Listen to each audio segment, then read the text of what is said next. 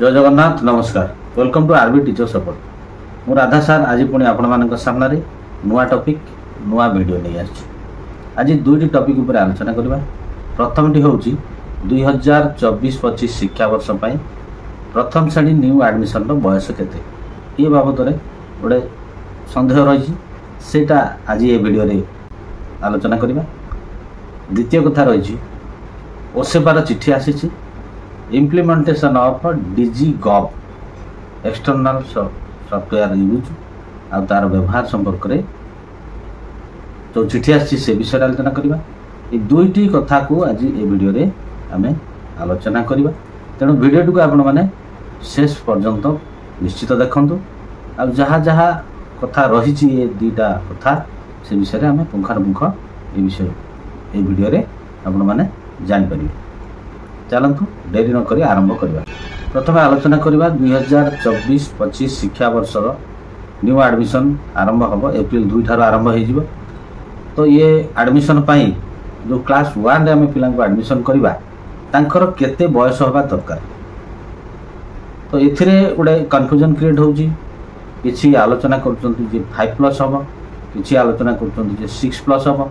तो यार भितरे जो कन्फ्यूजन रही जो सन्देह रही सेटा को मुझे वीडियो रे क्लियर करी। आपण मानकु कहले के school and mass education department government of Odisha रो चिट्ठी नंबर 6554 4/4/2022 जो चिट्ठी आसीथिला एई क्लास 1 एडमिशन संपर्क जो बयस कथा को लेकी चिट्ठी रे स्पष्ट करा जायथिला बा क्लारिफिकेशन दिया जायथिला जे क्लास 1 रे पिला एडमिशन करिया पे हेले तांकर बयस 5+ हेतिबा दरकार। 5+ ताले आमे ताको क्लास 1 रे एडमिशन करि परिबो।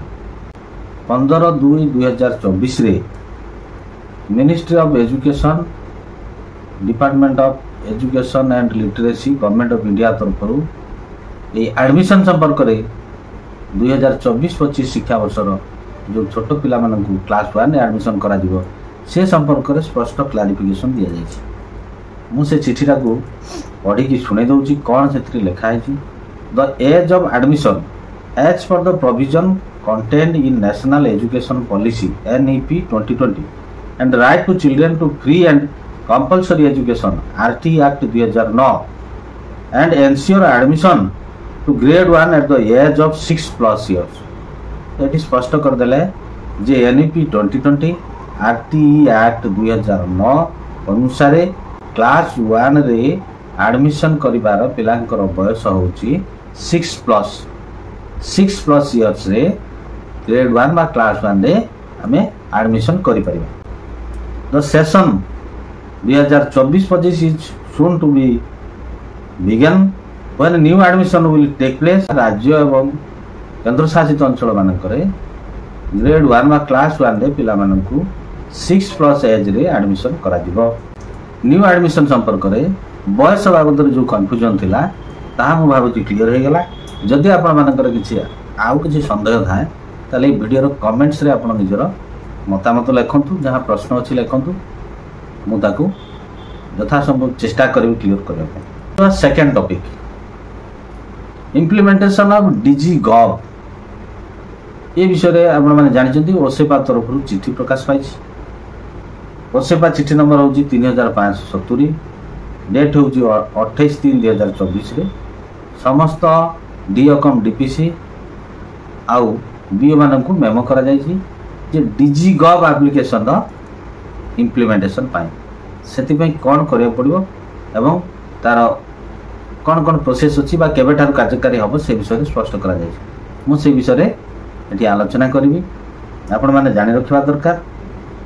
एथिरे गोटे इम्पोर्टाट कथा कह जायछि जो मानकर PFMS रे फाइनेंशियल पेमेंट सिस्टम काम करा जाउछि सब स्कूल मानकर PFMS रे पेमेंट करा जाउछि।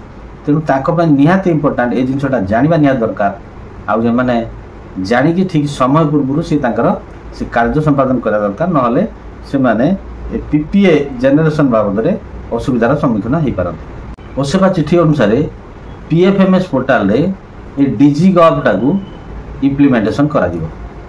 तेणु ओसेबा तरफ चिठी रे स्पष्ट करा गला जे जो मानकर पीएफएमएस रे पीपीए जनरेट करिवार अछि 31 मार्च सुधा से माने जनरेट कर देबा दरकार नचेत से टंका आपण आउ व्यवहार कर परिबे नै 31 मार्च परे से अकाउंट ऑटोमेटिक जीरो हे दियो डिजिगव इंप्लीमेंटेशन एवं तार यूज केमति करिवे से पाई स्वतंत्र भाव रे ओसेपा तरफ एप्रिल 20 तारिख ट्रेनिंग देबार व्यवस्था करा जायछि डीपीओ आउ तार लेडर ऑफिस